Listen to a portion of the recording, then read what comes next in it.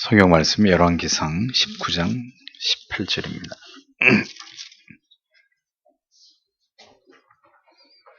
열왕기상 19장 18절.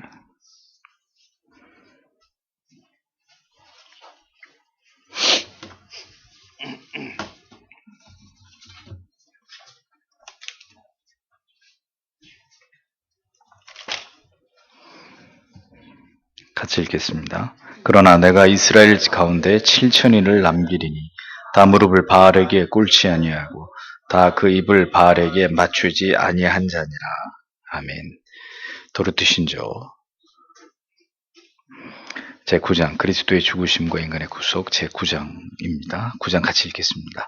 택함 받은 자에게 이 영원한 사랑을 베푸신 뜻은 옛날부터 지금까지 이루어져 왔으며 그 모든 사람의 권세의 회방에도 불구하고 여전히 계속되어 갈 것이다. 따라서 정한 시간이 이르면 택함 받은 성도는 한 곳에 모이게 될 것이며 그곳에는 성도들이 모여 그리스도의 피로 그 기초를 이루는 교회로 충만할 것이다. 그곳에서는 변함없는 사랑과 주님을 구세주로 이분은 십자가에서 자신의 생명을 내놓으신 분으로 믿는 자의 신랑이 되시는데 섬기는 성도들이 모여서 영원히 그의 영광을 찬미할 것이다.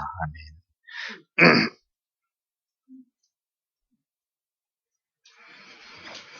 도르트신조 9항은 교회의 궁극의 마지막에 대한 장엄한 예언과 같은 내용의 진술을 우리에게 보여줍니다. 신조의 가르침에 따르면 창세전에 택함을 받은 백성들을 향한 하나님의 지극하신 사랑은 아담에서부터 시작해서 오늘에까지 지속되고 있다, 이렇게 설명을 합니다. 생각해 보십시오. 세상에 어떤 사랑이 이 오랜 시간 동안 결코 지치거나 포기하지 않고 이렇게 긴 시대 속에서 수많은 사람들을 상대로 조금도 변하지 않고 지속될 수 있고, 또 그 사랑이 찾아가야 될 대상에 대해서 단 한 사람도 잃어버리지 않고 그 사랑이 그렇게 임할 수 있다는 말이겠습니까? 세상에 어떤 사랑이? 그래서 하나님의 사랑을 신실하다고, 사람에게는 신실하다라는 말을 붙일 수 없어도 신실하신 하나님, 그 하나님의 사랑을 신실하다라고 성경이 말씀하는 이유가 여기에 있는 것이죠. 끝이 없이 동일하시고 동일한 성실하신 사랑으로 모든 시대 속에 있는 하나님께서 아들에게로 인도하신 언약의 백성들을 반드시 찾아가셔서 그들을 변화시키고 하나님의 자녀로 삼으시고야 마시는, 그것이 하나님의 열심이기 때문에 그 열심이 성실하게 우리에게 베풀어지고 있기 때문에 우리는 신실하신 하나님이다, 이렇게 얘기를 하는 거죠. 그렇게 구원으로 부를 자들을 오늘까지 찾으시고 그들을 인도해 내시는 하나님의 위대하신 사역의 역사를 우리는 뭐라고 부른다고요? 구속사다, 이렇게 부른단 말이죠. 우리는 그 구속사의 위대한 물줄기를 타고 역사의 그 마지막 순간까지 영원한 나라에 들어가기까지 그 구속사의 물줄기를 타고 흘러가고 있는, 진행해 가고 있는 의의 후손들인 것입니다. 그래서 여러분이, 우리가 바로 이 모든 역사의 중심이다, 이런 사실을 기억해야 합니다. 우리가 역사의 중심이 될 만한 어떤 공로가 우리에게 있어서가 아니라 하나님의 그 위대하신 역사 속에서 자기의 백성을 찾아가시는 그 위대한 역사 속에서 한 페이지, 한 줄에 내 이름이 거기에 적혀있기 때문에 얼마나 가슴 벅찬 사실입니까? 이런 말씀을 들어도 여러분 가운데 어떤 분들은 전혀 마음의 어떤 감격도 전율도 일어나지 않는 그런 분들이 계실 거예요. 아침에도 얘기했지만 안타까워해야 돼요. 자기 자신에 대해서 안타까워하고 마음 아파해야 돼요. 내가 그렇게 많은 시간을 교회를 다녔고 말씀을 들었고 예배를 드렸는데도 오늘의 나에게 주어진 하나님의 은혜가 뭔지 난 아직도 잘 모른다. 그게 그럴 수 있는 일이에요. 여러분들이 학교를 수십 년 다녔는데도 난 머릿속에 아는 게 아무것도 없다. 그 바보나 그렇지. 바보가 아닌 사람이 그 수십 년 학교를 다녔는데 머릿속에 아는 게 아무것도 없을 수 있어요? 그럼 세상에서 학교를 다니거나 어떤 일을 열심히 하면 몸에도 익혀지고 마음에도 정신에도 새겨지는 법인데, 예수를 그렇게 오래 믿었는데도 아직도 이런 어떤 내 자신의 정체성에 대한, 내가 받은 하나님의 은혜와 사랑에 대한 아무런 감각이 없다, 나한테. 이게 보통 일이냐고요, 이게. 이게 보통 큰 문제냐고요. 진지하게 주의 은혜가, 그 구속의 은총이 나에게도 임하여 주시기를 간절히 기도해야 합니다. 교회만 그저 왔다 갔다 하면 안 되고, 진정으로 주님을 깊이 만나서 역사 속에서 내가 서 있는 이 자리가 나의 인생의 의미가 얼마나 귀하고 복된 것인지를 분명히 깨닫고 살아가야 돼요. 살아가야 돼요. 그 누구도 막을 수 없는 택자 구원의 이 구속의 역사는 창세 이후로 지금까지 지속되고 있습니다. 수많은 사탄의 지령을 받은 이 세상의 악한 자들에 의해서 이 구속의 위대한 하나님의 역사가 공격을 당하고 회방을 받았어도 수많은 하나님의 백성들이 목배임을 당하고 불에 태워짐을 당하고 맹수의 밥이 되는 귀중한 희생이 있었지만 그 무엇으로도 믿음을 고백하면서 천국과 영생을 소망하면서 끝까지 신앙을 지켜나아갔던 이 신앙의 구속사의 위대한 물줄기의 그 행군은 절대로 멈추어지지 않았다라는 사실을 우리는 잊지 말아야 합니다. 우리는 이것을 통해서 죽음의 고통과 두려움까지도 초월하게 하시는 이 하나님의 그 크신 사랑의 압도와 그리고 끝까지 포기하지 않으시는 성도의 견인의 위대함을 우리는 여전히 실감하지 않을 수 없는 것이죠. 우리에게는 아직 닥치지 않았지만 먼저 믿음의 길을 걸어간 우리의 신앙의 선조들이 믿음을 지키기 위해서 어떤 대가를 지불했는지를 보면서 아직 우리에게는 닥치지 않았어도 그 진리를 쫓아가는 우리의 삶에도 그와 같은 분명한 하나님을 사랑하고 믿음을 포기하지 않을 수 있는 기백이 언젠가는 우리 안에서도 나타날 것이다. 우리도 그들과 같이 그렇게 그 믿음을 지키면서 결국 신앙의 고백을 지켜낼 것이다. 이런 우리가 용기를 얻는 것입니다. 그렇게 하나님께서는 이 장구한 역사 속에서 택자들의 믿음을 보존해 오셨고 그들의 믿음을 굳건히 지키도록 도와주셨습니다. 우리가 지금 그 하나님을 믿고 있는 거예요. 그 하나님의 자기 백성을 향하신 그 열심을, 그 변치 않는 사랑과 긍휼히 여기심과 자비를 온 마음으로 바라보는 것입니다. 신앙은 나를 바라보는 게 아니에요. 그 하나님을 바라보는 거예요. 그 하나님이 인생 가운데 행하신 일들을 바라보는 거예요. 거기에 소망이 있는 거지. 나를 아무리 들여다봐야 내 인생을 테이블에 올려놓고 아무리 어떻게 살아야 될지를 계획해봐야 거긴 답이 없어요. 내가 아무리 최고의 아주 완벽한 계획을 세워놓고 내 인생은 이렇게 달려가서 내가 성공을 거두고야 말겠다 해도 그것을 이루시는 분이 하나님이고 그게 하나님의 뜻이 아니면 정반대로 다른 길을 가게 하시는 그게 우리의 인생인 거예요. 하나님께서 주도하시는 이 위대한 구속의 역사는 반드시 그 마지막을 향해서 달려가고 있습니다. 그 구속사의 종지부가 찍히는 날이 바로 예수 그리스도께서 이 땅에 강림하시는 그 날이 되는 것입니다. 신조는 모든 택함을 받은 성도들이 거대한 교회, 유니버설 철치가 돼서 거대한 우주적 교회가 되어서 한 곳에 모이게 될 것이라고 예언합니다. 칼빈은 교회를 둘로 구별했습니다. 가견적 교회와 그리고 비가견적 교회로 분류했죠. 그렇게 한 이유는 우리의 눈에 보이는 가견적 교회는 참된 신자와 거짓된 신자들이 혼재하고 있기 때문입니다. 가견적 교회 안에서는 진정으로 중생한 성도와 그렇지 않은 자의 구별이 용이하지 않기 때문에 일단 가견적 교회로 하나를 분류하고 그 다음에 비가견적 교회라고 하는 궁극의 의미의 어떤 교회 가치를 또 설명을 하죠. 진정한 교회는 비가견적 교회를 의미하는데 이 비가견적 교회는 참된 신자로만 구성이 되어 있는 교회를 뜻하는 것이죠. 창세 이후로 의인의 후손에 이름을 올린 자들, 구속의 택하심 안에 있는 과거와 현재와 미래의 모든 성도들이 바로 이 비가견적 우주적 교회를 구성하고 있는 구성원들이 되는 것입니다. 그러니까 진정한 교회는 가견적 교회, 눈에 보여지는 이 어떤 장소, 눈에 보이는 사람들, 그들이 아닌 하나님의 인을 받은, 성령의 인치심을 받은 이 세상에 존재했던 모든 성도들, 그들이 바로 비가견적 교회, 우주적 교회, 그리스도가 통치하시는 교회를 이루고 있는 구성원들이다라는 겁니다. 이 비가견적 교회는 마지막 날에 그리스도께서 이 땅에 강림하셔서 이 땅에 존재했던 모든 성도들을 한 자리에 모을 때 모두 다 부활해서 죽은 사람들은 다 부활해서 그 부르심에 응하면서 회집되는 그런 모양을 갖게 됩니다. 택함을 받지 않은 교회 안에 머물렀던 유사 그리스도인들은 그 마지막 궁극에 그리스도의 재림으로 말미암은 그 집결호가 울려 퍼질 때 그들은 이 부르심에 함께할 수 없고 그들은 영원한 지옥불에 던지움을 받게 되는 것이죠. 여러분은 지금 이 진리를 믿고 이 자리에 있는 사람인지 여러분 자신에게 물어봐야 돼요. 나는 지금 이것을 분명하게 믿고 오늘 교회에 와서 오늘 하나님을 예배하고 하나님의 말씀을 듣고 있는 사람인가? 아무 생각 없이 그냥 앉아있는 사람인가? 그리스도께서는 자신의 피로 교회를 사셨습니다. 자신의 피로 값을 대신 지불하시고 자기 백성들을 죄로부터 율법으로부터 해방시키셨습니다. 따라서 그리스도인들의 소유권은 우리에게 있는 것이 아니라 누구에게요?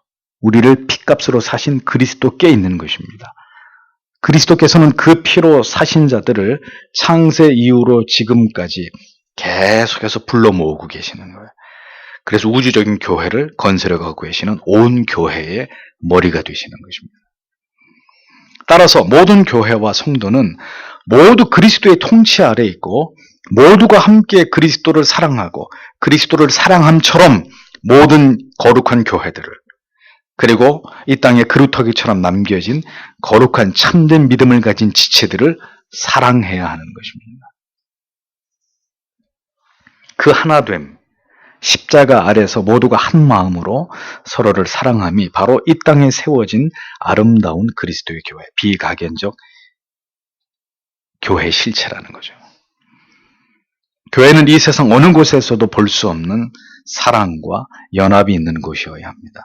그리스도의 피를 기초로 한 교회를 통해서 모든 성도는 하나가 되고 함께 하나님을 찬송하는 새로운 공동체를 이루어가는 것이 이 땅에 교회를 세우신 하나님의 뜻이고 그렇게 하나가 된 모습을 통해서 이 세상 가운데서 하나님의 이름이 높임을 받으시고자 하심이 하나님의 아름다운 계획이다라는 사실을 우리는 깨달아야 되는 것입니다.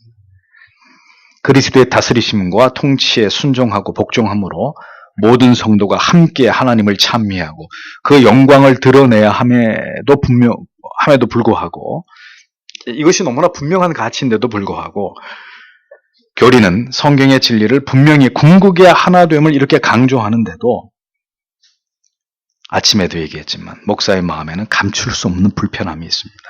그것은 여전히 주님의 교회와 성도들이 하나 되지 못하고 있는 현실입니다. 그리스도의 통치에 불복하고 있는 우리의 죄성입니다. 왜곡된 진리를 믿고 성경에서 한 점 벗어난 참된 진리와 바른 신앙이 아닌 것을 추구하는 자들과 하나 되는 것은 불가한 일일 것이지만 그건 하나님의 뜻이라고 볼 수 없는 것이겠지만 정말 안타까운 것은 바른 진리를 추구하고 바른 믿음을 이야기하는 그런 교회와 교회 간에 성도와 성도 간에 목회자와 목회자 간에도 하나 되지 못하고 있는 모습입니다.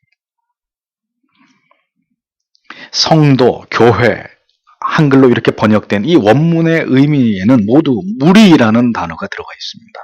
거룩한 무리, 세상으로부터 부르심을 받은 자들의 무리란 말이에요. 단체란 말이에요. 복수란 말이죠. 그러니까 무리를 이루지 못하는 신앙은 적어도 복음의 그리스도의 피 위에 정초한 신앙이라고 볼 수 없는 거예요. 무리가 되지 못하는 사람들, 무리가 되지 못하는 교회, 무리로 존재하지 못하는 신자, 성경적으로 볼 때, 복음적으로 볼 때 거기에 합당한 사람들이 아닌 거예요. 수년을 걸쳐서 개혁주의 신학과 청교도의 신앙을 연구하고 그것을 흠모하고 그것을 추구해왔지만 가슴 깊이 든 멍은 이 길을 함께 가던 자들에게서 받은 아픔 때문입니다. 참된 진리 안에서 하나됨을 말하지 않고 이를 위해서 자기를 부인하지 못하는 자들이 말하는 복음, 그들이 주장하는 진리는 성경이 말하는 진리가 아닌 거예요.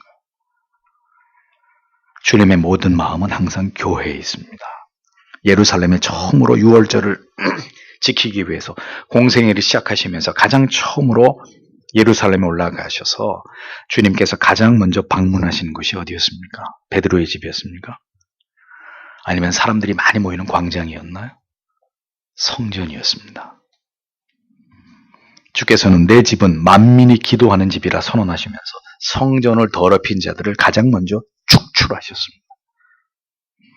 주님의 분노는 언제나 교회를 허무는 자들에게 있습니다.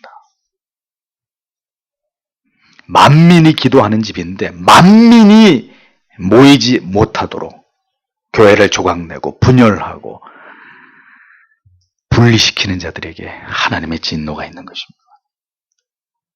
성경에는 주께서 죽으심이 모든 사람, 누구나 이렇게 묘사된 부분들이 발견되어집니다. 알미니안주의자들의 오해가 여기에서 발생하는 것이죠. 그런데 주께서는 그러면 왜 주께서 예정의 교리를 하나님 분명히 성경에 곳곳에서 예정의 교리를 말씀하시면서 그럼 뭐하러 오해를 낳을 소지가 있는 누구나 모든 사람 이 세상을 구원하기 위한 이런 표현들을 왜 하나님께서 사용하신 것이냐, 주님께서 왜 이런 표현을 하신 것이냐, 여기는 분명한 이유가 있습니다. 주께서는 율법주의에 오랜 세월 동안 율법주의에 길들여진 유대인들 가운데 이제 복음을 믿고 거듭난 유대인들이 이제 생겨나기 시작했을 텐데, 그런데 이제 구약의 율법을 오랫동안 지키면서 선민의식을 가졌던 유대인들이 예수를 믿고 복음을 받아들임과 동시에 어떻게 변화해야 되는 거예요? 그들 안에서 제일 먼저 깨져야 될 게 뭐겠어요? 선민의식인 거예요. 우리만 하나님의 자녀다라는 이 선민의식에서 속히 벗어나서 복음을 믿음으로 말미암아 이제는 모든 지체들이 다 그리스도 안에서 하나다. 너희들이 그렇게 손가락질하고 벌레 취급하던 사마리아인들도 뿐만 아니라 헬라인들도 로마인 모든 이방인들이 이제는 그리스도 안에서 복음 안에서 다 지체인 것이다. 너희의 가족과 같은 존재들이다. 응? 그러니까 그들과 진정으로 그리스도 안에서 연합되고 사랑해야 된다. 자, 이것을 강조하셔야 될 필요가 예수님께 분명히 있었던 것입니다. 이런 시점에서 주님께서는 복음은 구약의 율법과 달리 유대인뿐만 아니라 모든 이방인들에게까지도 구원으로 인도하기 위한다는 것임을 종종 강조해야 됐었는데, 자, 그렇게 표현하려고 하니까 어떤 표현이 나올 수밖에 없겠어요. 하나님은 세상을 누구나 구원하기를 원하신다. 이런 표현을 쓸 수밖에 없었던 겁니다. 그 누구나가 정말 누구나가 아니라 유대인도 헬라인도 사마리아인도 그 어떤 이방인들도 다 이제는 새 언약 아래서 다 하나님의 자녀가 될 수 있다는 그 사실을 밝히기 위해서 마치 만민 구원서를 주장하는 것처럼 이런 오해의 소지가 될 수 있는 이런 표현들이 성경에 나올 수밖에 없었던 거죠. 주님께서는 복음을 말씀하실 때 택한 자들만이라는 표현만을 계속 사용하게 되면 그렇지 않아도 선민의식이 강하게 뿌리내리고 있는 유대인들이 계속해서 복음조차도 우리만을 위한 것이다. 선민들만을 위한 것이다. 계속해서 그렇게 곡해할 수 있다는 것을 아셨기 때문에 유대인과 모든 이방인을 포괄하고자 하는 의미에서 누구든지 모든 사람들, 이 세상, 광의적 차원에서 복음으로 인해서 구원 안으로 들어올 자들에 있어서는 구분이 없다. 그런 의도로 이 단어들을 사용하신 것입니다. 구원의 대상은 유대인이든 이방인이든 어느 시대의 사람이든 하나님의 택한 자라면 그들 모두가 다 하나님의 자녀가 될 수 있다는 차원에서의 모든 사람을 말씀하셨던 거죠. 우린 이러한 말씀의 의도 속에서 다시 한번 교회는 그리스도의 택하심을 받은 바른 진리를 쫓아가는 모든 그리스도인들의 동맹과 연합이어야 한다는 사실을 우리는 강조하지 않을 수 없습니다. 참된 성도와 교회가 함께 마음을 합쳐서 바른 믿음의 길을 가지 못하고 분리되고 분열되는 것은 그건 절대로 하나님의 기뻐하시는 뜻이 아니고, 이것을 깨닫지 못하고 분리주의의 길을 가는 사람들은 복음의 의미를 올바로 이해하고 있는 사람들이라고 볼 수 없다는 거예요. 이 가장 중요한 가치는 그럼 중요하지 않고 그럼 다른 어떤 가치가 중요하다는 거예요. 교회는 이 땅에서 가장 영광스러운 모습으로 존재해야 되는 신적인 기관입니다. 그리스도의 보혈로 산 자들, 성도들은 이 세상에서 가장 아름답게 연합하고 사랑하고 하나 되어야 하는 신적인 기본을 둔 존재들이에요. 그렇게 존재하는 것이 하나님을 가장 아름답게 영광스럽게 하는 것이고 진리의 가치를 별처럼 빛나게 하는 것이라는 겁니다. 생각해 보십시오. 동네에 있던 교회가 주일이면 두 파로 나뉘어져 가지고 서로 욕짓거리를 하면서 싸우는 모습을 한동안 보이다가 결국은 그 교회가 둘로 쪼개졌다고 가정을 해보죠. 자, 그 교회 주변에 살던 세상 사람들이 뭐라고 얘기하겠습니까? 저들이 믿는 신은 죽었어. 저들이 믿는 신이 살아있다면 저런 짓거리를 하는데도 저렇게 놔둘 리가 없지. 저들이 신이 어떤 신인지 모르겠지만 저들이 신이 엉터리기 때문에 같은 신을 믿는 자기들끼리 저렇게 싸우고 결국은 교회가 둘로 쪼개지고 그런 얘기를 할까요? 하지 않을까요? 올바르지 않은 신학과 건강하지 못한 신앙을 추구하는 교회와 성도들이 서로 분열하고 파당을 짓고 세속적인 삶을 살아간다면 우리는 그럴 수도 있다. 그들이 믿는 신앙이 잘못됐기 때문에 그렇게 얼마든지 생각할 수 있을 것입니다. 그것 정상은 아니지만. 그런데 정통의 신앙을 추구하고 누구보다 올바른 성경의 지식을 가지고 바른 믿음을 추구한다고 하는 교회들이 목사와 성도들이 대립을 하고 분열이 되고 독선과 독단의 모습을 보일 때 그럼 이제 성도들은 이제 어떤 진리를, 어떤 신학을, 어떤 가치를 또 찾아야 되는 것입니까? 그럼 이제 앞으로는 뭘 믿을까요? 목사는 개혁주의를 말하는 목회자들의 분리됨에 대해서 깊이 권유하고 있습니다. 그리고 이것을 우려합니다. 참된 교회를 다닌다고 하는 성도들 안에 존재하는 분열과 미움과 반목을 뼛속 깊이 우려하고 염려합니다. 개혁교회 안에서도 이 문제가 해결되지 않는다면 이제 어떤 교회를 찾아가야 되는 거예요? 가장 바른 전통과 신학과 신조와 교리와 신앙을 추구한다는 사람들의 분열을 어떻게 봐야 되는 거예요? 물론 이 땅에는 완전한 교회도 완전한 성도도 존재할 수 없습니다. 그러하기에 인간의 죄성이 빚어낸 또 다른 아픔이 생길 수 있을 것입니다. 그러나 분명히 말씀드리고 싶은 것은 회복되어야 합니다. 다시 회복되고 하나가 되어야 합니다. 그렇지 않으면 우리도 우리의 신앙과 신학도 결국은 가짜라는 것을 스스로 증명하는 것이 될 뿐인 거예요. 그것은 그리스도의 핏값을 헛되게 하는 일입니다. 그리스도에 힘써 하나 되게 하신 뜻을 다시 못 박는 거예요. 교회는 가장 아름답고 영광스러운 곳이어야 합니다. 불완전하기 때문에 잠시 분열되고 그 관계가 깨질 수는 있어도 다시 그리스도의 보혈이 이것을 끌어당겨서 다시 하나로 만들고 연합되게 하고 회복되게 하고 다시 뭉치게 하는 교회라야 그리스도의 보혈 위에 세워진 교회, 그리스도의 보혈이 지배하고 있는 가정, 성도, 공동체가 되는 것이죠. 그것을 지키고 그것을 유지하면서 그것을 잃어버렸다면 다시 회복의 감을 보여줄 수 있는, 그래서 세상의 희망이 될 수 있는, 봐라, 저들도 인간이기 때문에 저렇게 되지만 그러나 끝을 봐라.